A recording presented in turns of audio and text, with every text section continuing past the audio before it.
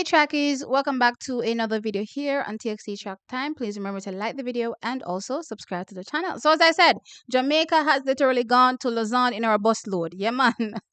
We get one of them chichi bus there and we roll up in a Lausanne and say, look here, we are going to take over today.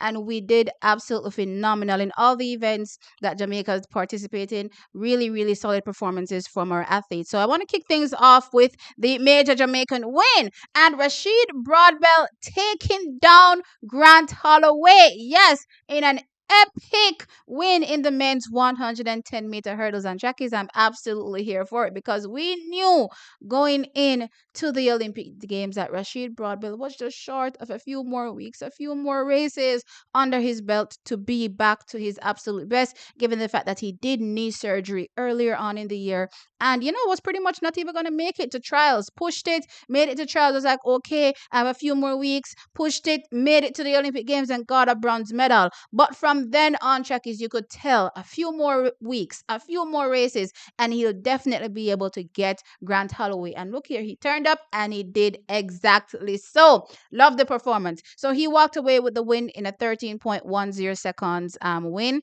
In second place was Grant Holloway, 13.14. Hansle Parchment, the next Jamaican, again, needing more races and coming through, 13.23 for that third place in the race. Now, my overall thoughts on the race, Grant did what Grant typically does, which is get out like his tail is on fire pretty much and was gone. And then, in those last four hurdles, the athletes literally start to reel him in. No different here. He was reeled in. He actually thought he won the race and was probably looking over at the clock. And only to see Rasheed Broadbell celebrating with his hand up in the air. That was absolutely hilarious to watch. But anyway, he has to work on that part of his race. He has to figure out how to run a measured race where the start isn't so blazing and the end, he doesn't decelerate that much because his race isn't evenly distributed clearly. As a result, athletes are able to reel him in time and time again as long as they're in good enough shape. Rasheed Broadbell, he was well back in the race, and as I said, he was able to reel him in. Didn't have, I suppose, the best, first initial few hurdles in terms of clearing, but his last few were really, really good, especially the speed that he was able to build up coming off the hurdles, and as such, went away with that win in the race. So loved it.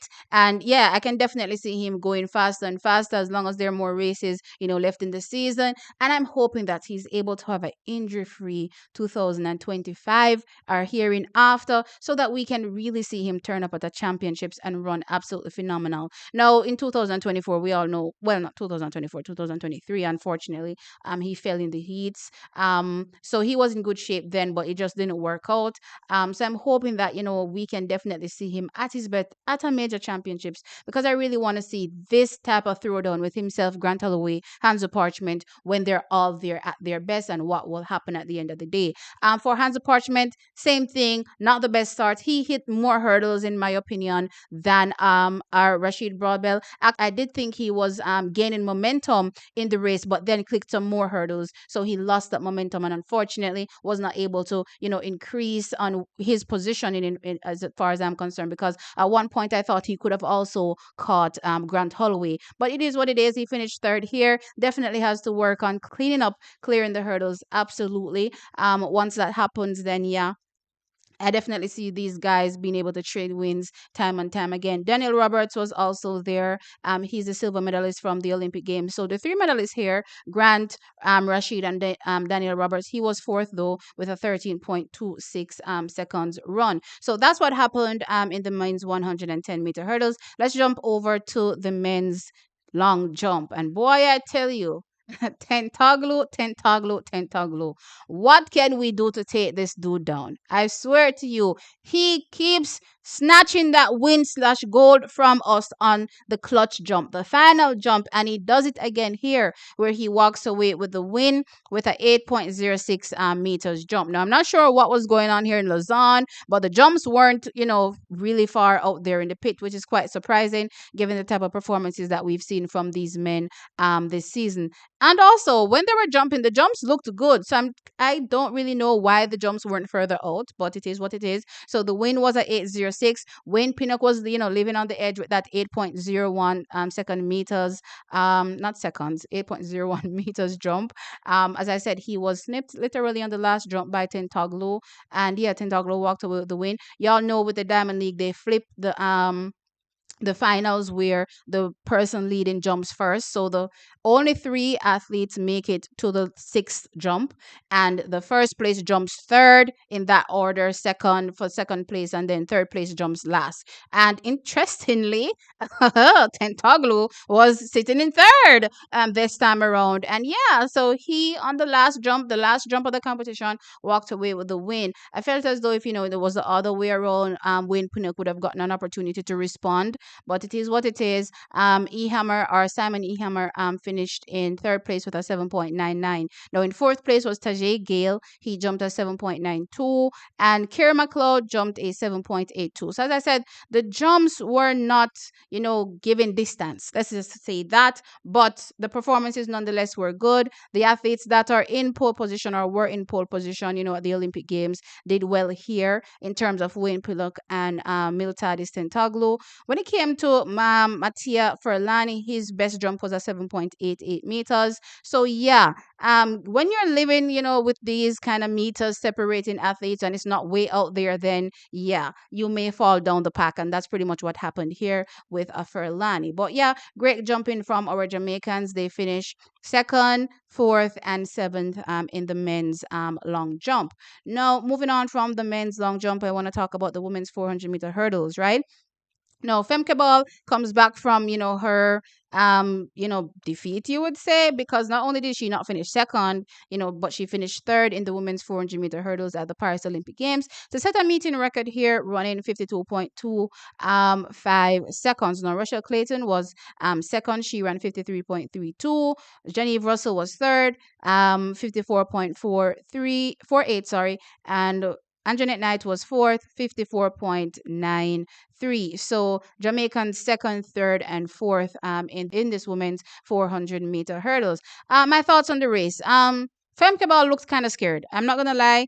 The typical Femke Ball that you get, running a really strong 200 as well as the strong, last 200 is not what I got in this race. She looked very tentative, very much not sure of herself, running over. The confidence level seems as though it took a hit. It definitely looked like it took a hit in this race because, again, she typically gets up very fast, similar to like a Sydney McLaughlin, Leveroni, and all the other girls that really run well over that first 200, even a Rochelle Clayton, right? So I was kind of surprised not seeing her take it out in that first 200. But, after the final turn, coming into that 100-meter straight, then yeah, she was able to overhaul Rochelle Clayton and go away for that win. Rochelle Clayton ran a really blazing first 200. Would I say change that? No, not really, because that's what everybody else is doing. If you want to contend with a Sydney McLaughlin, Leveroni, and the other Americans that are running super well, then you have to run a solid first 200. What I suggest, she works on clearly is the final phase of her racing, right? So maybe she needs to get stronger, so that she'll be able to execute the same way for the last 200 of her race and hold on and yeah, go away for a victory or be on the medal podium, because this time around, unfortunately, she was not on the medal podium at the Olympic Games, right? For the other Jamaican athletes, good enough runs. I mean, 54 runs, good enough. I really want Genevieve Russell now to probably see if she can, consider doing surgery, because I know she's been running in pain for over, I don't even know how long at this point, but I know there's kind of a broken bone in her foot. So I really want her to see what she can do to get that resolved, because I don't think she'll be able to, be on the podium or run her best race if she doesn't get that sorted out, ever, right? So hopefully she does that in the off season. Anjanette Knight, let's see what happens, as the races progress and into, of course, the new season. Now let's jump on over to the women's shot put, where we had Danielle Thomas Dodd there. No, she placed fifth and her best throw was at 20.78 meters. Chase Jackson turned up. She was nowhere to be found at the Paris Olympic Games. She turned up here through 20.64 to go away with the win. If she had this 20.64 in Paris, she'd have gotten the gold. Don't know what happened to her there, but she was missing. She was MIA in Paris. So was, Sarah Mitten from Canada. She was also MIA. She threw 19.52 here for third. And the gold medalist from Germany, Yamisi, threw 19.55 for second here. Moving on to the final event that I want to touch on, and that is the women's high jump. We had Lamar Distin here. She finished seventh and she jumped a 1.88 meters. That's where she cleared. Now, Yaroslava Makuchik walked away with the win and she jumped a 1.99 meters. All right, so trackies, that is it. Let me know your thoughts in the comment section below. Like the video, of course, and subscribe to the channel. I'll catch you on the next one. Bye.